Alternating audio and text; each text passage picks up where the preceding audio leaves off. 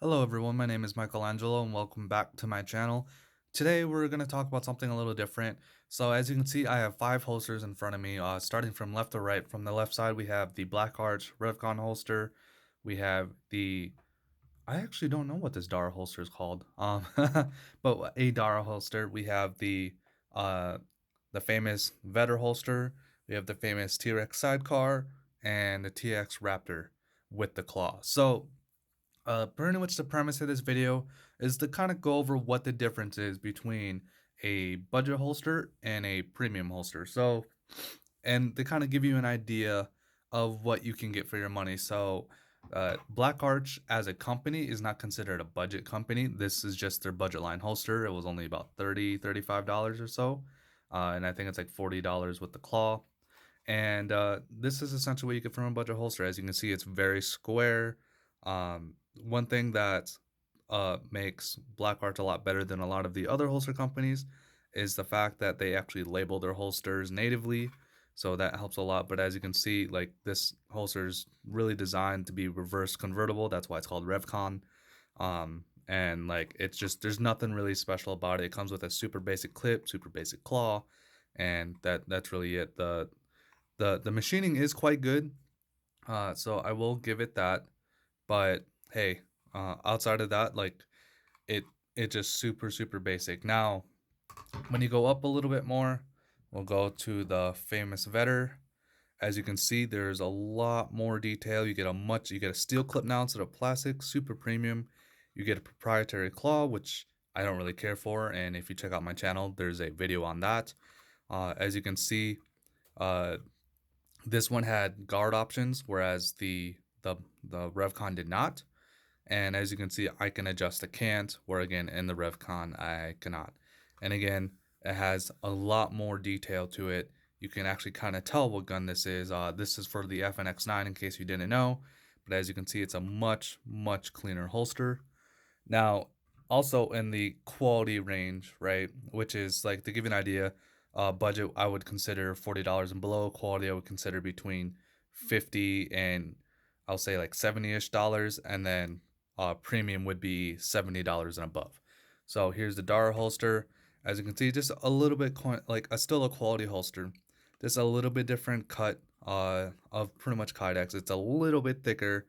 Uh, as you can see, it doesn't have as much detail, but it varies from company to company.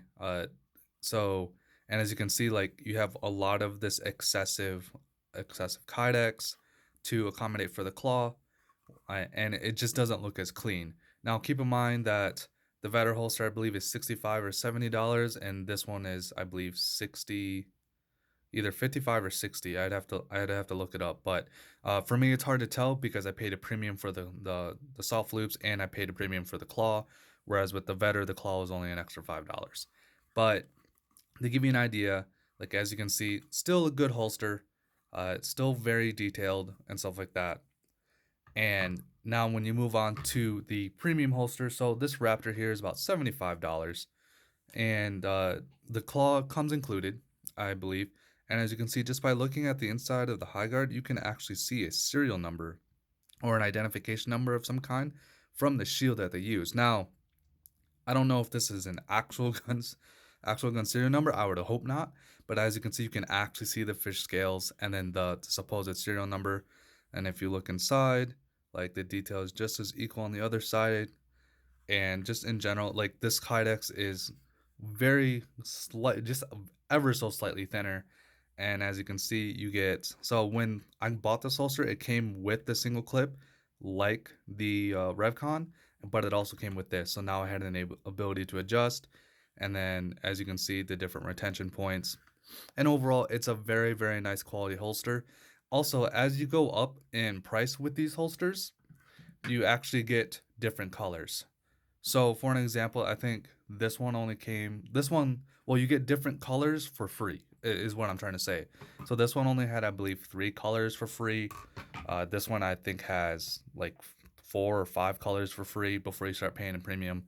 And then these were closer to 6 or 7 for free before you start paying a premium. So as you go up the line, you are getting more, in theory, more for your money. but depending on what you're looking for will really determine how much you will spend on a holster. But as you notice, there's no Uncle Mike's on this table, so that kind of gives you an idea. Now, this is the most expensive holster I own. It is called the TRex Arm Sidecar, and pretty much why it's so large is because you have the mag caddy. Now, to you, this might look weird compared to other YouTube videos because I'm left-handed. So if I flip it over, as you can see, the gun sits right here, and then the magazine sits right there. As a mag caddy is quite literally the Raptor, just with a mag caddy attached to it.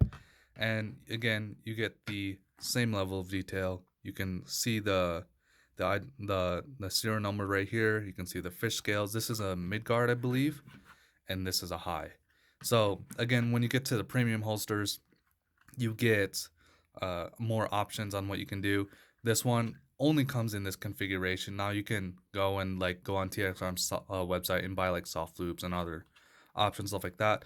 Now, with all of these holsters, regardless, or at least with all of these holster companies, I shouldn't say with these holsters because then I'm going to get too general. With all of these holster companies, they all have lifetime warranties, except for maybe this one.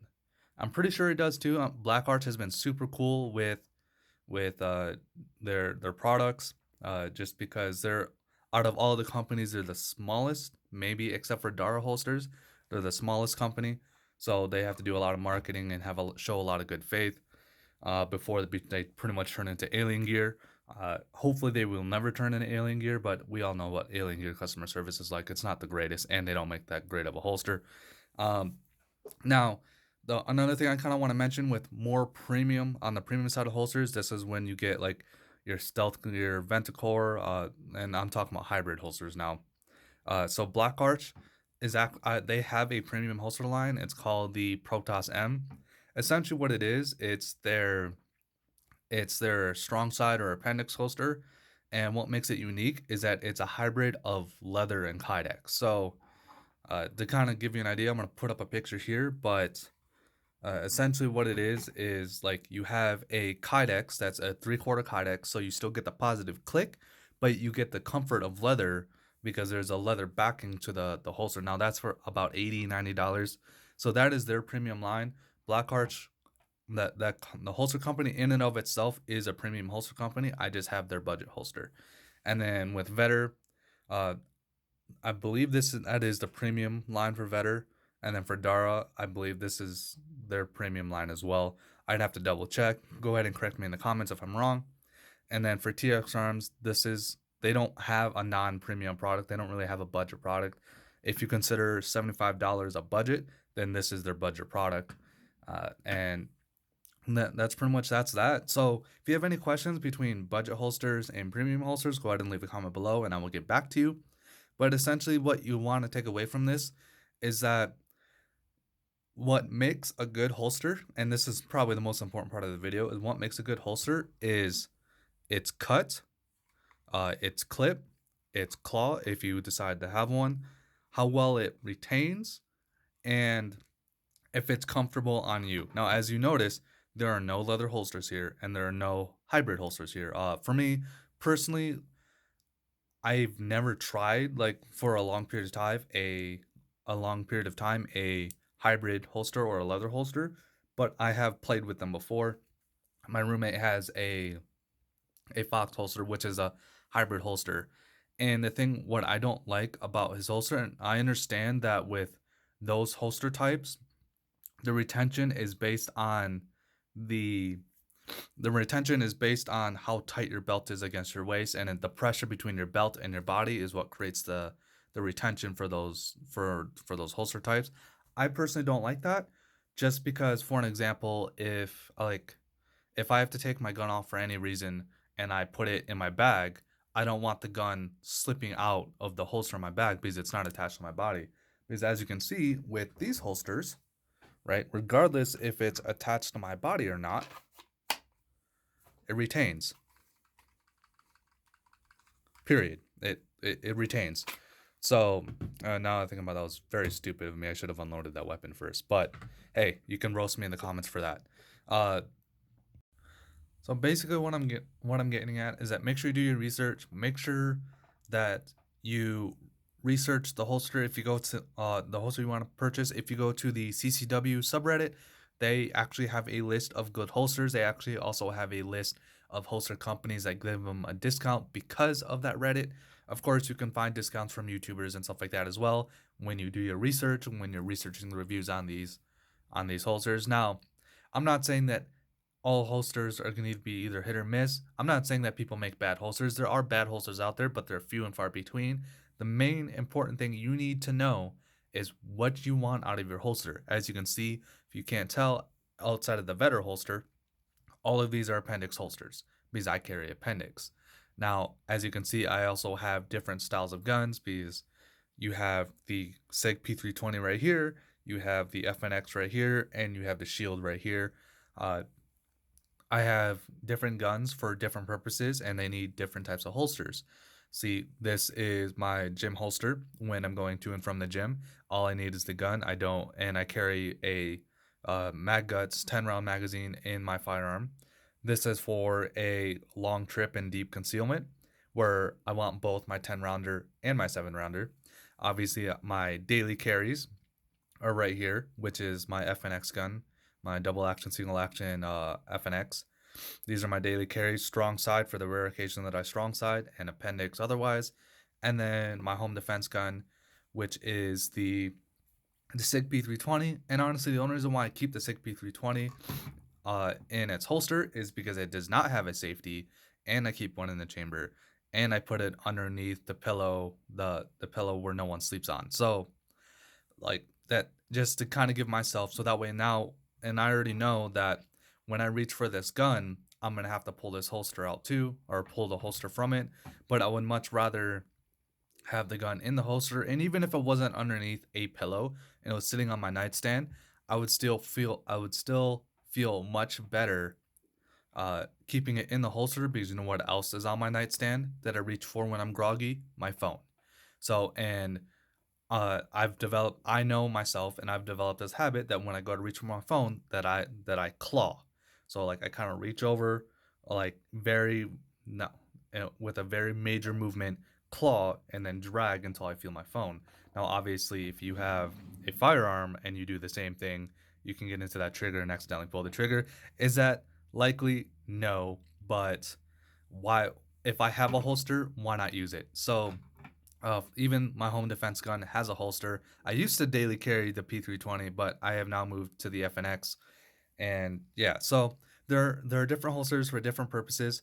Uh, Eventually, I think I might actually invest in an Alien Gear holster, not because I find them to be good holsters, but because they are holsters that have unique purposes. Like Alien Gear, from my understanding, is one of the only companies that have like a desk holster where you can actually mount it to the bottom of your desk, or a car holster where you can mount it to the panel, one of the panels of your car. That'd be pretty much the only reason why I buy an Alien Gear holster, is because of very niche things like that. I might buy a holster, an Alien Gear holster, so I can mount it to my bed frame instead, so that way it's not underneath my pillow or on my nightstand. So again, make sure you buy a holster for what you're looking for, and make your decision off of that, and then find it within your price range. There are plenty of holsters that are around the $30 price range that I would consider budget holster. There are plenty of good holsters, especially in around the $50 to $70 range. And there's actually not very many holsters that are $80 and above that aren't like super bougie, right? And this is when I'm talking about like uh, the tier one concealed holster that like is essentially a TRex Arm Sidecar, but it has a little like either rubber like nylon cord here or a button system, and it flexes for you. Like that's like you start getting into these really niche like premium holsters. And I'm not saying that's a bad holster, I'm just saying that like honestly, after wearing this one, at least for a shield, after wearing this, there was no reason for me to spend 140 $150 on that holster. If I carried a bigger gun, maybe that flex point would help a lot, but as of right now, I don't need one. So yeah, if you have any questions, go ahead and leave a comment below. Go ahead and correct me if I got anything wrong, and I will see y'all on the next one. Also, don't forget to like and subscribe. Thank you.